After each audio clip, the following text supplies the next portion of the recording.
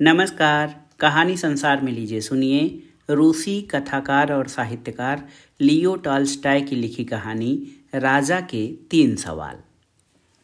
एक बार की बात है, एक राजा को लगा कि अगर उसे 3 सवालों के जवाब मिल जाएं तो उसकी सारी समस्याएं सुलझ जाएंगी। ये 3 सवाल थे। पहला, कि किसी काम को करने का सबसे अच्छा समय कब है। दूसरा, किन लोगों के साथ काम करना सबसे सही है। और तीसरा, हर समय करने लायक सबसे जरूरी काम क्या है। राजा ने ऐलान करवा दिया कि जो भी इन तीनों सवालों के जवाब देगा उसे भारी इनाम दिया जाएगा।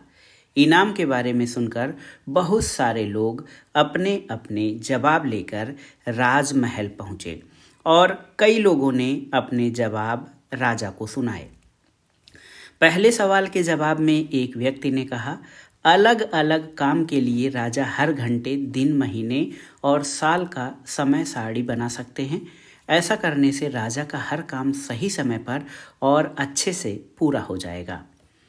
दूसरे व्यक्ति ने कहा कि किसी भी काम को करने के लिए पहले से योजना नहीं बनाई जा सकती, लेकिन राजा बेकार की चीज़ों को दूर करके सिर्फ अपने काम पर ध्यान लगाकर हर काम सही से कर सकते हैं।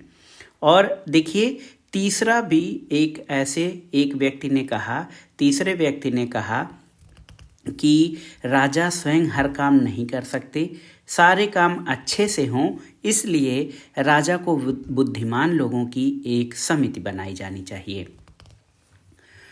दूसरे ने कहा कि राजा को ईमानदार मंत्रियों की परिषद बनानी चाहिए। किसी ने कहा संतों की, तो किसी ने कहा राजा को जादूगरों और तांत्रिकों के साथ काम करना चाहिए, जिससे हर समस्या का समय रहते पता चल जाएगा और उसका समाधान भी हो सकेगा। तीसरे सवाल के जवाब में लोगों ने इसी तरह के जवाब दिए।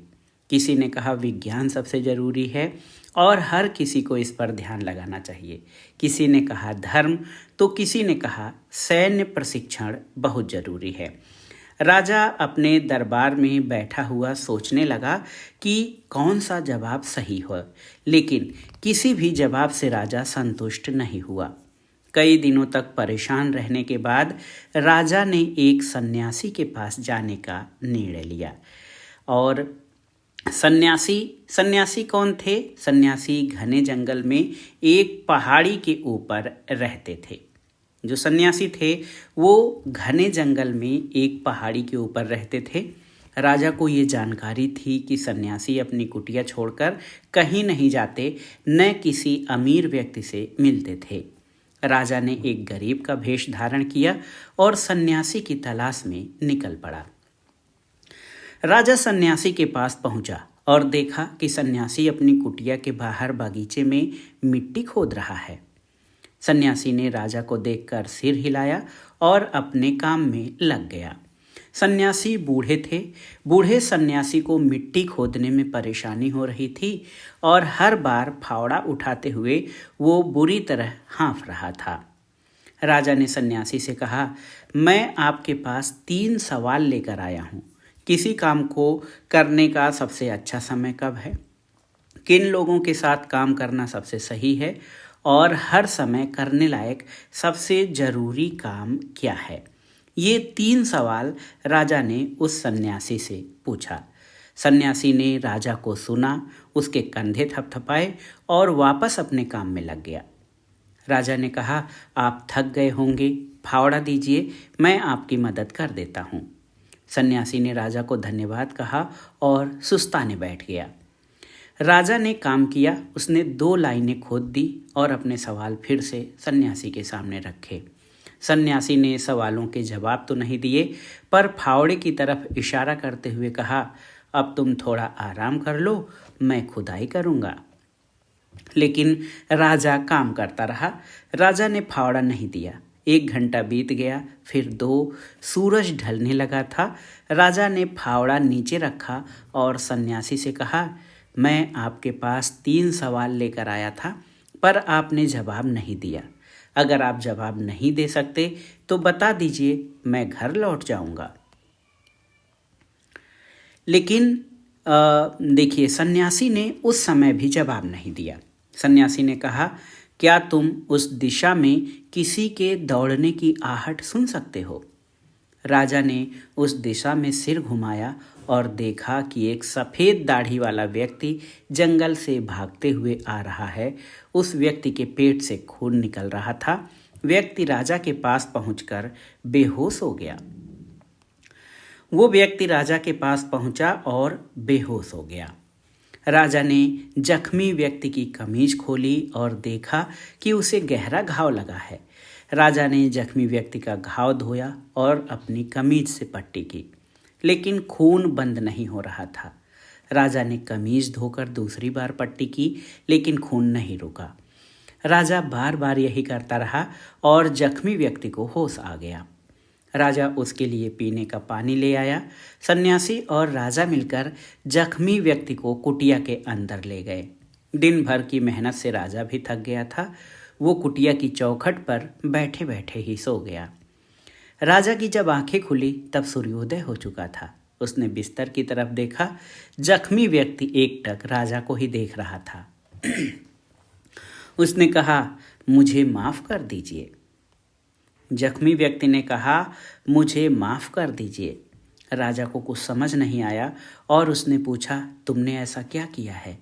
जख्मी व्यक्ति ने कहा, आप मुझे नहीं जानते महाराज, पर मैं आपको जानता हूँ। मैं आपको जानी दुश्मन मानता था और आपको जान से मारने की कसम खाई थी। आपने पिछली लड़ाई में मेरे भाई को मार दिया था और उसकी जायदाद ले ली थी। जब मुझे पता चला कि आप पहाड़ी की तरफ सन्यासी की तलाश में जा रहे हैं, तो मैंने आपको रास्ते में मारने का मन बना लिया था। पर जब आप शाम होने पर भी नहीं लौटे, तो मैं आपको ढूंढने निकला। रास्ते में आपके सैनिकों ने मुझे देखा और पहचान लिया। ये घाव उन्होंने ही दिया है। मैं बच निकला और यहाँ पहुँच गया।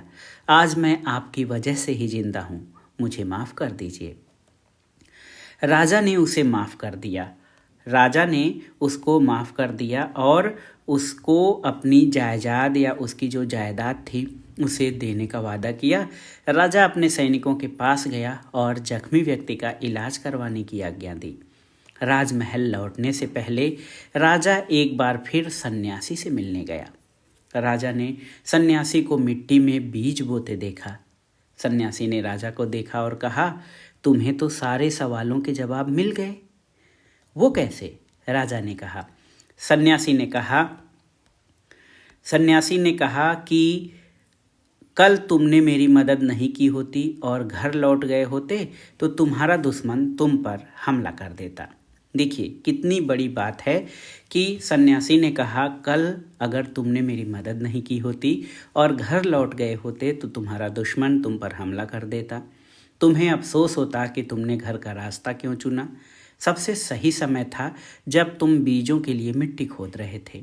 सबसे ज़रूरी व्यक्ति मैं और सबसे ज़रूरी काम मेरी मदद करना। बाद में जब वो जख्मी व्यक्ति आया तुमने उसकी सहायता की। अगर तुम उसे नहीं बचाते तो वो मर सकता था। इसलिए सबसे ज़रूरी व्यक्ति था वो जख्मी इंसान। सबसे ज़रूरी काम था उसके घाव की मरहम पट्टी।